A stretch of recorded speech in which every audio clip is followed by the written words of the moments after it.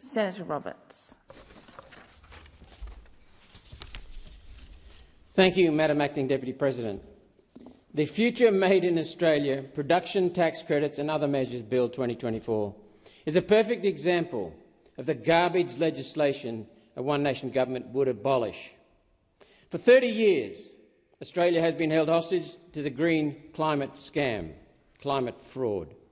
With this new legislation, the boondoggles continue, this time with a hint of desperation.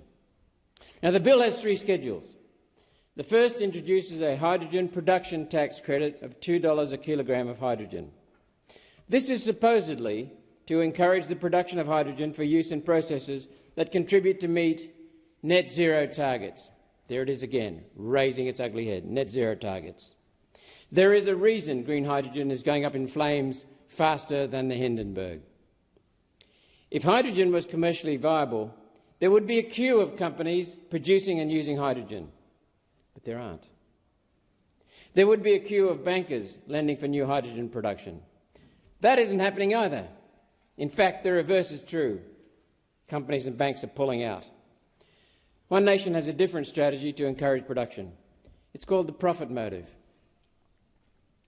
18 months ago, Canadian gas giant ATCO scrapped plans for one of the first commercial-scale green hydrogen projects in Australia, despite strong funding support from the government.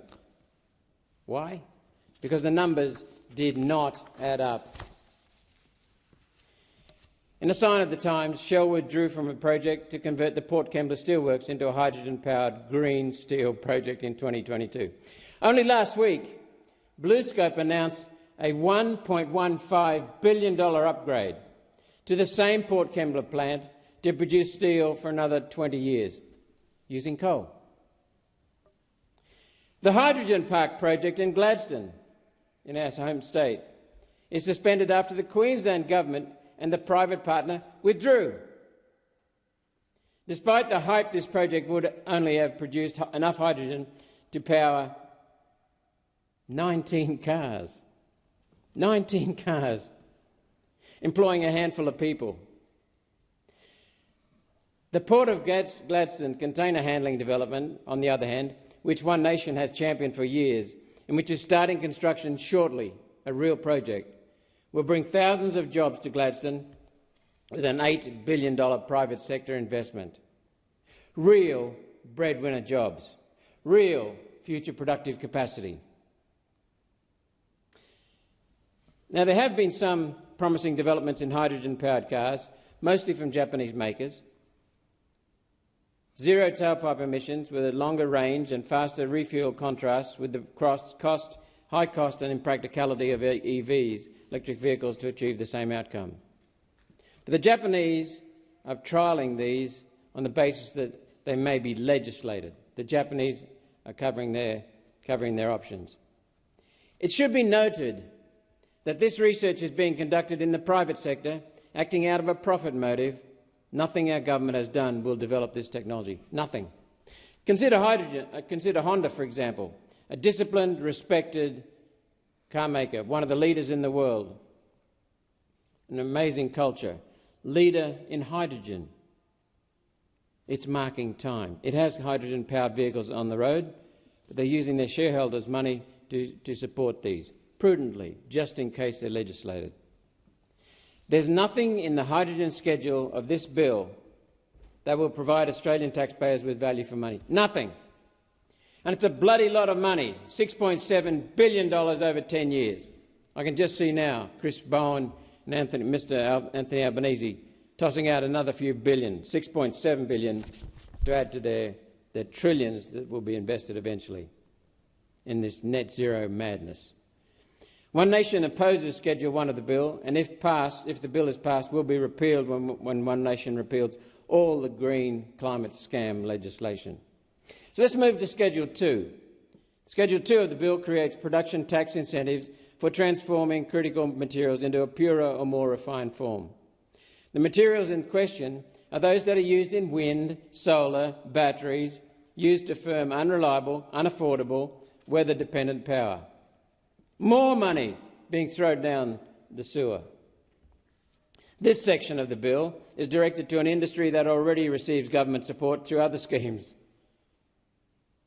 including the Critical Minerals Facility offering loans, bonds, equity, guarantees and insurance. National Reconstruction Fund offering concessional loans, equity and guarantees. Northern Australia Infrastructure Facility offering concessional loans, equity and letters of guarantee.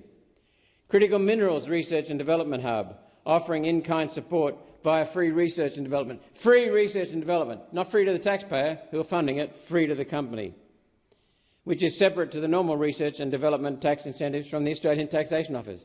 We're tossing money at these people, and it's wasted. How much assistance does one industry need? How much, government?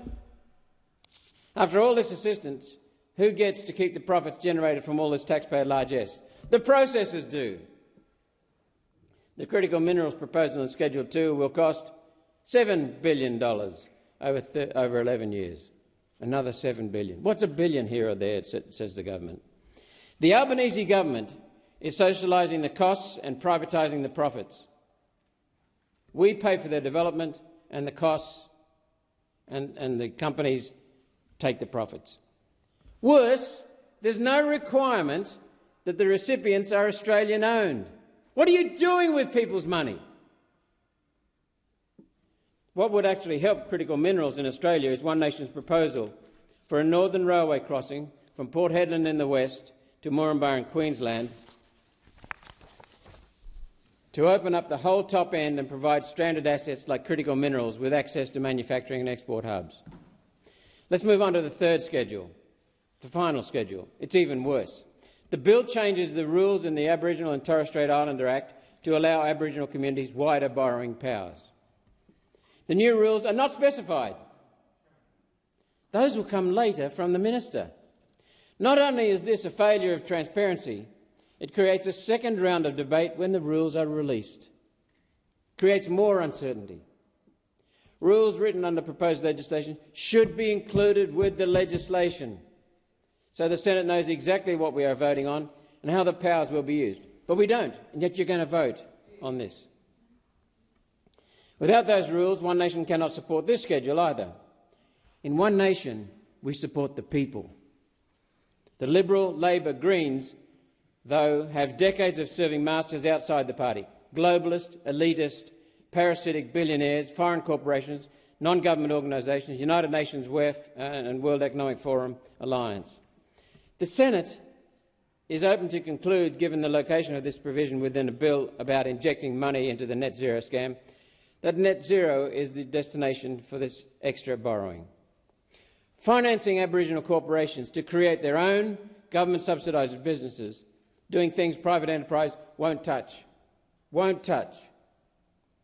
Minister for Climate Change and Energy, otherwise known as Minister for Blackouts, Chris Bowen, Member of Parliament, is behaving like an addicted, compulsive gambler who has done all of their own money and is now dragging his friends into his black hole. If this bill is passed, the Aboriginal community will be shackled with debt for pointless financial boondoggles that have no chance of commercial success. None. If this is not the intention, then the minister must table the rules. Let's see what the government does intend. The net zero transition is destroying Australia and doing nothing for the natural environment. It is hurting the natural environment. The public are turning against the whole scam. Now they realise the cost-benefit is not there. It's costing them money and needless suffering. Business is turning against net zero because they're carrying the full cost of soaring power prices and extra green tape. It's now coming out in the papers, the mouthpiece media. Minister, give it up. Turn on the coal and gas-fired power stations and save Australia from more suffering. I'm now going to raise some additional points, related points, explaining what underpins the hydrogen scam and climate fraud. The Senate seems to be populated mostly with feeble-minded, gutless senators. Never has any empirical scientific data been presented as evidence within logical scientific points proving that carbon dioxide from human activity does what the United Nations and World Economic Forum and elitist fraudulent billionaires claim. Never, never anywhere on earth. Or do such uninformed, gullible proponents in the Parliament have conflicts of interest? For example, the Teals, and possibly the Greens, it seems, receive funds from Climate 200. That spreads money from billionaire Simon Holmes à Court, who rakes in subsidies for solar and wind. Are the Teals, including Senator Pocock, and the Greens gullible, or are they knowingly conflicted and pushing this scam? Only one nation opposes the climate fraud and the net zero scam. One nation will pull Australia out of the United Nations World Economic Forum net zero. And one nation has a plan to put more money in Australian pockets so that you have the choice of your money. Why do electricity bills keep skyrocketing?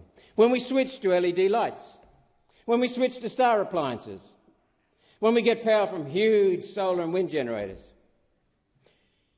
the people have been conned by the Energy Relief Fund, which has suppressed what you see in your electricity bills. But when that fund comes off soon, you're going to be in for a nightmare, a shock. Only one nation has the policies to put more money in people's pockets now. Let's get some insights from overseas. President Trump says it so well in his January 20th executive order. Quote, "The United States must grow its economy and maintain jobs for its citizens while playing a leadership role in global efforts to protect the environment. Over decades, with the help of sensible policies that do not encumber private sector activity, the United States has simultaneously grown its economy, raised worker wages, increased energy production, reduced air and water pollution." It's exactly what we've been saying for years, for decades, in fact, in One Nation. And that's exactly the opposite of what the Greens, the Teals, the Labor Party, the Liberal Party and the Nationals are pushing with net zero. Only one nation opposes the climate fraud and the net zero scam. Only one nation will pull Australia out of our United Nations World Economic Forum net zero. One nation has a plan to put more money in Australians' pockets, to give you choice on how you choose to spend your money, rather than letting these people here waste it for you with needlessly high cost of living. One final point. I can remember Scott Morrison as Prime Minister at the time a few years ago introducing some green hydrogen scheme.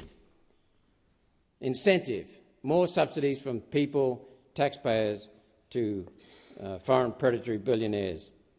He said at the time that at $2 a kilogram for hydrogen, electric power would be he said that at a price of $2 per kilogram, that would be fine. We worked out the price of electricity at that price for hydrogen, and it's $200 per megawatt hour. Exorbitant. Almost 10 times what the fuel costs are for coal. And what he didn't tell you at the time, and what Labor has followed blindly, at the time he said the target was to get hydrogen down to $2 a kilo. The actual price of hydrogen was $6 a kilo. $6 a kilo. Pipe dreams. Now they're becoming nightmares to people across Australia. Only one nation opposes the climate fraud and the net zero scam. Only one nation will pull Australia out of the United Nations World Economic Forum net zero. We are importing ideology from the United Nations and the World Economic Forum and importing poverty and deprivation. One nation, though, has a plan to put more money in Australians' pockets to give you choice in how you want to spend your money.